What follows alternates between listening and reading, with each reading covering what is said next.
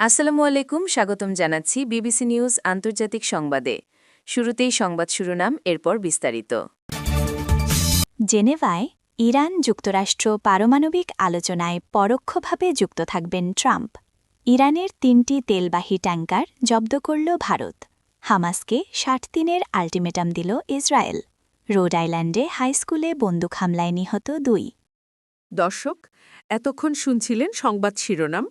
এখন বিস্তারিত। আপনি যদি ইসরায়েলের ধ্বংস চান এবং মুসলিমদের পাশে থাকেন, তাহলে ভিডিওতে লাইক করে চ্যানেলটি অবশ্যই সাবস্ক্রাইব করে দিবেন এবং আপনার মূল্যবান মতামত অবশ্যই কমেন্টে লিখে জানিয়ে দিবেন।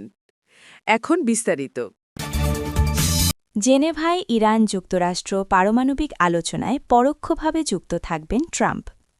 মার্কিন প্রেসিডেন্ট ডোনাল্ড ট্রাম্প জানিয়েছেন, সুইজারল্যান্ডের জেনেভায় ইরান ও ওয়াশিংটনের মধ্যে অনুষ্ঠিত হব গুরুত্বপূর্ণ দ্বিতীয় দফার পারমাণবিক আলোচনায় তিনি পরোক্ষভাবে যুক্ত থাকবেন। এক প্রতিবেদনে মঙ্গলবার ১৭ ফেব্রুয়ারি এক প্রতিবেদনে এ তথ্য জানিয়েছে কাতারভিত্তিক সংবাদ মাধ্যম আল জাজিরা। স্থানীয় সময় সোমবার ১৬ ফেব্রুয়ারি মার্কিন প্রেসিডেন্টের এই মন্তব্য এমন সময়ে সামনে এলো যখন ইরানের পররাষ্ট্রমন্ত্রী আব্বাস আরাগাচি যুক্তরাষ্ট্রের সঙ্গে পরোক্ষ আলোচনার প্রস্তুতিমূলক বৈঠকে অংশ নিতে সুইজারল্যান্ডের জেনেভাতে পৌঁছেছেন। গুরুত্বপূর্ণ এই আলোচনাকে ঘিরে উপসাগরীয় অঞ্চলে উত্তেজনা বিরাজ করছে। এরই মধ্যে অঞ্চলটিতে যুক্তরাষ্ট্র সেখানে দ্বিতীয় একটি বিমানবাহী রণতরী মোতায়েন করেছে। অন্যদিকে ইরানের সর্বোচ্চ নেতা আয়াতুল্লাহ আলী খামেনি সতর্ক করে বলেছেন, ইরানের উপর যে কোনো হামলা আঞ্চলিক যুদ্ধের দিকে পরিস্থিতিকে ঠেলে দিতে পারে। প্রেসিডেন্ট ট্রাম্প এয়ারফোর্স ওয়ানে সাংবাদিকদের বলেন, মঙ্গলবারের আলোচনা অত্যন্ত তাৎপর্যপূর্ণ। তিনি বলেন, আমি এসব আলোচনায় পরোক্ষভাবে যুক্ত থাকব, এগুলো খুবই গুরুত্বপূর্ণ হবে। ইরান খুব কঠিন দর কষাকষিকারী। ইরানের ৩টি তেলবাহী ট্যাঙ্কার জব্দ করল ভারত। ভারত এবং যুক্তরাষ্ট্রের সাম্প্রতিক উন্নতির প্রেক্ষাপটে আরব সাগরে বড় ধরনের এক অভিযানে ইরানের সঙ্গে সংশ্লিষ্ট ৩টি তেলবাহী ট্যাঙ্কার জাহাজ জব্দ করেছে ভারতীয় কর্তৃপক্ষ। মুম্বাই উপকূল থেকে প্রায় ১০০ নটিক্যাল মাইল দূরে ভারতের এক্সক্লুসিভ ইকোনমিক জোন থেকে স্টেলার রুবি, অ্যাসফল্ট স্টার এবং আল জাফচিয়া নামের এই ৩টি জাহাজ আটক করা হয়। ভারতীয় কোস্টগার্ড বাহিনীর প্রায় ৫৫টি জাহাজ এবং ১০-১২টি বিমান বর্তমানে সাগরে এই ধরনের অবৈধ লেনদেন রোধে দিন-রাত ২৪ ঘণ্টা কড়া নজরদারি চালাচ্ছে। মূলত মার্কিন নিষেধাজ্ঞার তালিকায় থাকা এই জাহাজগুলো বারবার নিজেদের পরিচয় ও নাম পরিবর্তন করে আন্তর্জাতিক আইন ফাঁকি দেওয়ার চেষ্টা করছিল। গোয়েন্দা তথ্য অনুযায়ী এই ট্যাঙ্কারগুলো মাঝ সমুদ্রে এক জাহাজ থেকে অন্য জাহাজে তেল স্থানান্তরের শিপ টু শিপ ট্রান্সফারের মাধ্যমে তেলের উৎস গোপন করে আসছিল। জব্দকৃত জাহাজগুলোর মধ্যে স্টেলার রুবি এবং আল জাফচিয়া ইরানের সঙ্গে সরাসরি যুক্ত এবং অ্যাসফল্ট স্টার মূলত চীনের পথে চলাচল করছিল বলে জানা গেছে। যদিও ইরানের রাষ্ট্রায়ত্ত তেল কোম্পানি এই জাহাজগুলোর সঙ্গে তাদের কোনো সম্পর্ক থাকার কথা অস্বীকার করেছে।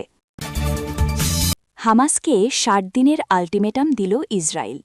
ফিলিস্তিনি প্রতিরোধ আন্দোলন হামাস ৬০ দিনের মধ্যে অস্ত্র সমর্পণ না করলে গাজায় নতুন করে যুদ্ধের হুঁশিয়ারি দিয়েছে ইসরায়েল। স্থানীয় সময় সোমবার ১৬ ফেব্রুয়ারি ইসরায়েলের মন্ত্রিপরিষদ সচিব ইয়োসি ফুচ জেরুজালেমে এক সংবাদ সম্মেলনে এ হুঁশিয়ারি দেন। তেল আবিবের এই শীর্ষ কর্মকর্তারা বলছেন, হামাসকে ৬০ দিনের মধ্যে সব অস্ত্র এমনকি AK-47 সমর্পণ করতে হবে। মার্কিন প্রশাসন এই সময়সীমার জন্য অনুরোধ করেছিল বলেও জানান তিনি। আর এর ফল না হলে নতুন করে IDF সামরিক অভিযানে নামবে বলে হুমকি দিয়েছে নেতানিয়াহু প্রশাসন। ইসরায়েলি সামরিক বাহিনী বলছে, হামাসের যোদ্ধারা সীমান্ত অতিক্রম করেই চুক্তি ভঙ্গ করেছে।